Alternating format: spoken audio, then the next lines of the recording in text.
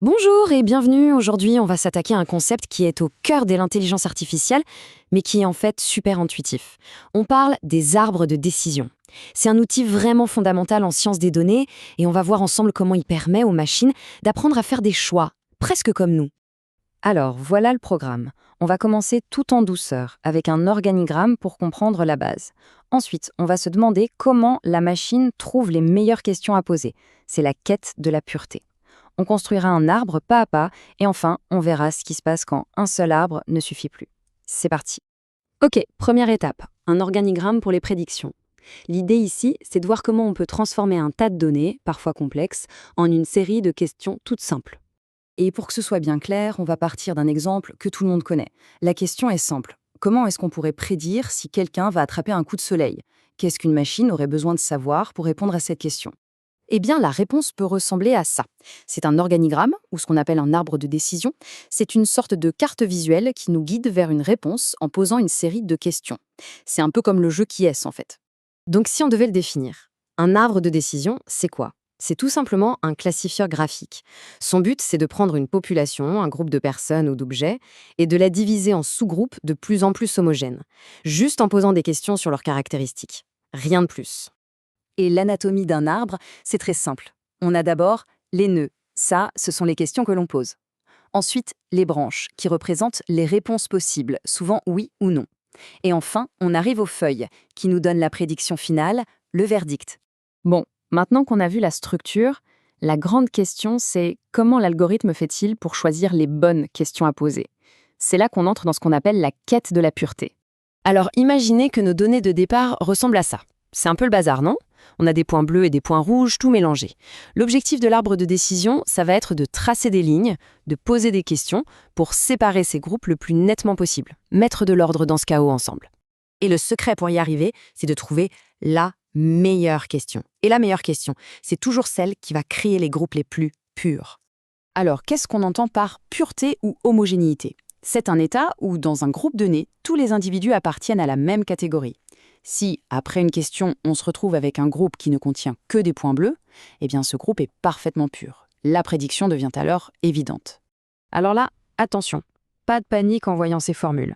Inutile de les apprendre par cœur. Ce qu'il faut retenir, c'est que l'entropie et l'impureté du Gini sont juste deux manières, pour la machine, de calculer un score de désordre dans un groupe. Plus le score est élevé, plus c'est le bazar. Un score de 0, ça veut dire que le groupe est parfaitement pur, parfaitement ordonné. C'est le but. Et donc, pour choisir la meilleure question, l'algorithme va utiliser ce qu'on appelle le gain d'information. En gros, pour chaque question possible, il va calculer à quel point cette question permet de réduire le désordre. La question qui fait le plus baisser le score de désordre, celle qui a le gain d'information le plus élevé, c'est elle qui est choisie. C'est la question championne. Allez, assez de théorie, on va maintenant construire un arbre étape par étape pour voir comment l'algorithme réfléchit et choisit son premier coup. Voici notre cas pratique. Une compagnie d'assurance cherche à prédire quels clients utilisent les services bancaires en ligne. Pour ça, elle a un tableau avec plusieurs informations.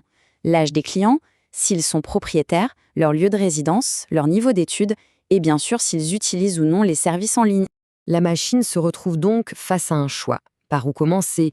Quelle est la toute première question à poser pour diviser ce groupe de clients de la manière la plus efficace possible? Est-ce que c'est l'âge, le lieu de résidence, le niveau d'études? Pour le savoir, l'algorithme va faire ce qu'on a vu tout à l'heure, il va calculer le gain d'information pour chaque variable. Et là, le résultat est sans appel. La variable âge obtient le gain le plus élevé, 0,219. C'est donc la meilleure porte d'entrée, la meilleure première question à poser. Et voilà ce que ça donne concrètement. La première division de l'arbre se fait sur l'âge. D'un côté, on a les clients jeunes, qui sont majoritairement des utilisateurs des services en ligne. De l'autre, les clients plus âgés, qui ne le sont majoritairement pas. Regardez, on a déjà des groupes beaucoup plus purs qu'au départ, et certains sont même déjà parfaitement classifiés. Et ensuite, l'algorithme ne s'arrête pas là. Il va prendre chaque groupe qui n'est pas encore pur et il va recommencer le processus. Il va se demander, pour ce groupe-ci, quelle est maintenant la meilleure question à poser. Et ainsi de suite, il construit l'arbre, branche après branche, jusqu'à ce que chaque feuille soit la plus pure possible. C'est un mécanisme puissant, mais un arbre seul a ses limites.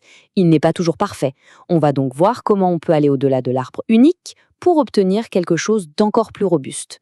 Voilà le principal problème d'un arbre de décision unique, son instabilité. Imaginez, il suffit parfois d'un tout petit changement dans les données de départ pour que la structure de l'arbre soit complètement modifiée. C'est un peu fragile. La solution à ce problème de fragilité, c'est ce qu'on appelle une forêt aléatoire. L'idée est simple mais brillante. Au lieu de se fier à un seul arbre, on va en construire des centaines, voire des milliers, et on va les faire travailler ensemble. Regardons la différence. Un arbre unique peut être très sensible au bruit dans les données. Il risque de créer des règles qui ne se généralisent pas bien et sa structure est instable. La forêt aléatoire, elle, est bien plus robuste et stable. Elle atteint une très haute précision. Bref, comme le dit l'adage, l'union fait la force. Mais comment ça marche une forêt aléatoire? C'est assez élégant. D'abord, on crée des centaines d'arbres de décision simples. Pour s'assurer qu'ils sont tous un peu différents, on donne à chaque arbre seulement un échantillon aléatoire des données. Et pour chaque division, l'arbre n'a le droit de regarder qu'une partie des caractéristiques. Au final, pour faire une prédiction, on demande l'avis de tous les arbres et c'est la réponse majoritaire qui l'emporte. C'est une sorte de démocratie des arbres. Finalement, si on y pense, un arbre de décision, c'est un simple organigramme. Une forêt aléatoire, c'est comme un comité d'experts. Ce qu'on a vu aujourd'hui, c'est une méthode incroyablement puissante pour prendre des décisions complexes en les décomposant en une série de questions simples et structurées. Et ça amène à une question intéressante. Où d'autres, dans nos vies, dans nos sociétés, est-ce que ce principe est à l'œuvre, peut-être sans même qu'on s'en aperçoive, pour mettre de l'ordre dans la complexité ?